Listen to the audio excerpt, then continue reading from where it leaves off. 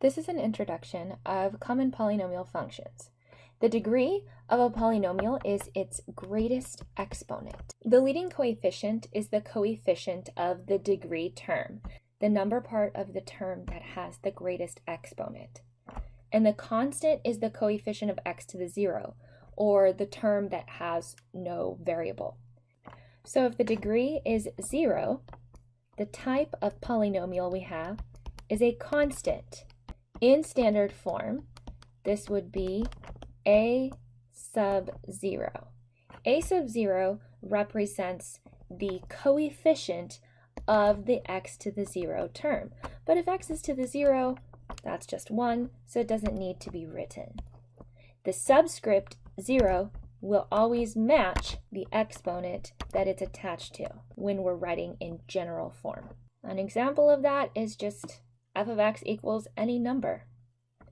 If the degree is 1, the type of polynomial we have is linear.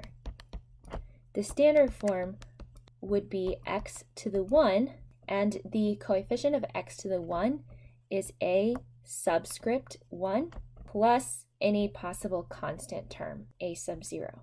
An example of that, of a linear function, 5x minus 7, you know lots of examples of linear functions.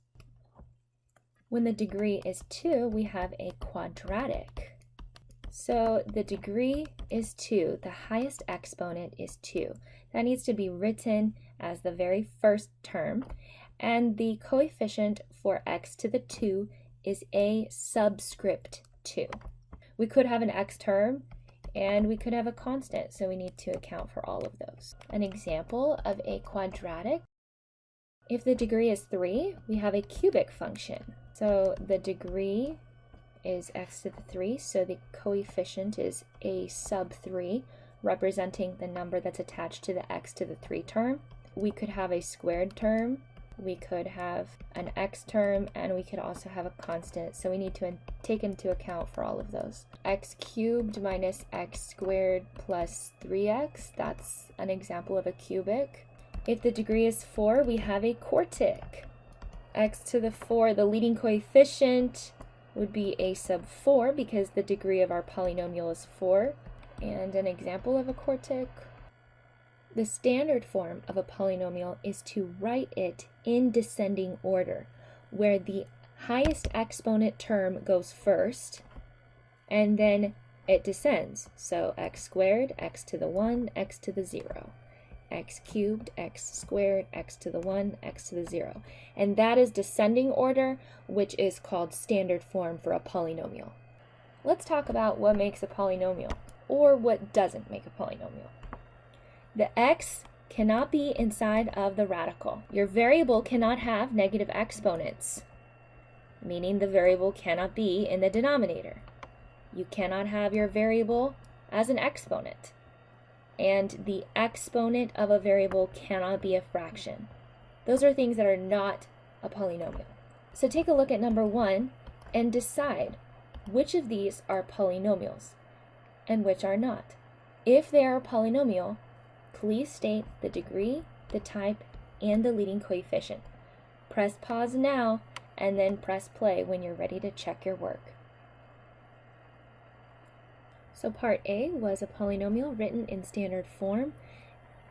Part B was a polynomial not written in standard form. So notice that your greatest exponent is 4, but that was not in descending order. So to write it in standard form, you would need x to the 4 to be the very first term. For part C, we do not have a polynomial because the variable has a negative exponent. And for part D, we do not have a polynomial because the variable is in the exponent. When we look at polynomials graphically, there are actually some predictors for how the polynomial behaves as x approaches infinity or negative infinity. This is also called the leading coefficient test. To figure out the end behavior of a polynomial, you only need to look at 2 things: the degree and the leading coefficient. If the degree is odd, then you're going to have opposite end behavior. One side will go to negative infinity, one will go to positive infinity. If the degree is even, your end behavior is the same, either both toward positive infinity or both toward negative infinity. Think of a parabola or a quartic function where the end behavior is the same. And think of your parent function of a cubic where your end behavior is opposite, to help you remember. The other thing we care about is the sign of the leading coefficient. If the leading coefficient is positive, then the left side will go to negative infinity and the right side will head to positive infinity, steadily increasing. There may be some decreasing portions in between, but the end behavior is steadily increasing. If the coefficient is negative, then we have a reflection, which means the opposite will be happening. Now, as you approach negative infinity in the x's, you will now be approaching positive infinity. But as the x's approach positive infinity, the graph of f of x will now approach negative infinity. For a polynomial of even degree, because the end behavior is the same, it's a little easier to remember that when your leading coefficient is positive, your end behavior on both sides heads toward positive infinity. But when your leading coefficient is negative, that's a reflection, which means the end behavior on both sides is heading toward negative infinity. First, we care about what is the degree of the polynomial and what is the sign of the leading coefficient. For part A, the degree is the greatest exponent, so 4, which means we have an even degree. The leading coefficient is the number in front of that degree term, which would be -1, which means our leading coefficient is less than 0. So the degree is even, the leading coefficient is negative.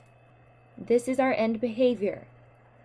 F of x, the arrow means approaches negative infinity as x approaches negative infinity. F of x approaches negative infinity on the other side as x approaches positive infinity. Go ahead and try parts B, C, and D. Press pause and then press play when you're ready to check your work. Okay, so A was an example of this one. Then we had B was this end behavior. C followed this end behavior, and D followed this one. So that's what you should have written. You should be able to memorize this leading coefficient test based off of the patterns that you have from parent graphs that you already know. To sketch the graph of a polynomial based on what we know so far, we're going to try to find its zeros, or x-intercepts, and then use the leading coefficient test for end behavior and plug in a few points in between to fill out the graph. Anytime you have a polynomial with 4 terms, it's best to try factor by grouping. The greatest common factor of the first 2 terms is negative x squared. I don't want the negative in the parentheses, so I'm taking it out. Once I divide each of these terms by negative x squared, I should get x minus 1. What about this binomial? I can take out a 3 and I would be left with x minus 1. Hey, would you look at that? We have a product and another product that have common factors. So the GCF of those 2 products is x minus 1. And what should go inside of the other parentheses? Well, each of these products, once you divide x minus 1, which would be negative x squared plus 3. Use the zero product property to find your zeros. X is 1. This one would be negative x squared plus 3 equals 0. So x squared equals 3. And x would be, once you square root both sides, you would have plus or minus root 3. All real zeros give you x-intercepts. So 1 is an x-intercept, negative root 3, 0 is an x-intercept, and positive root 3, 0 is an x-intercept. Go ahead and graph those. Root 3 is about 1.7. The degree of this polynomial is odd, which means our end behavior will be opposite, and the leading coefficient is -1, so less than 0, negative.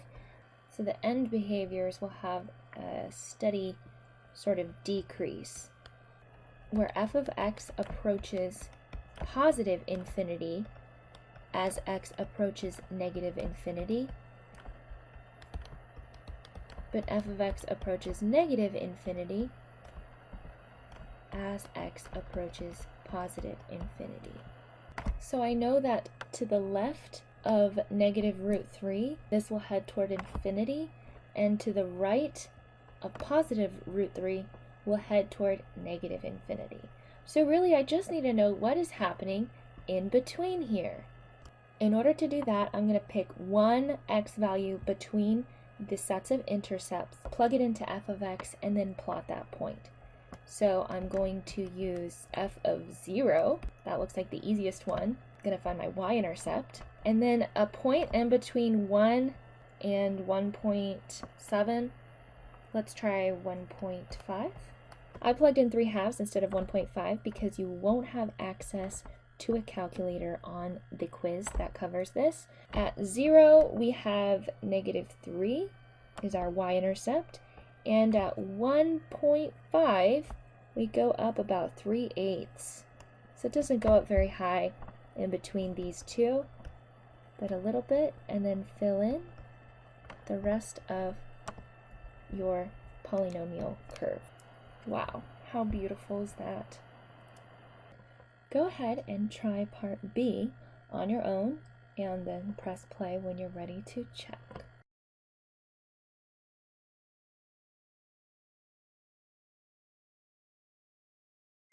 So the x-intercepts are 0, 0, 1, 0, -2, 0, and +2, 0. And then you also know the end behavior. Both ends are headed toward positive infinity on either side of those intercepts. -1, -6, +1/2, and 15/16, which is basically 1. +3/2 to -21/16, which is basically -1 1/3. All right, time to fill it in.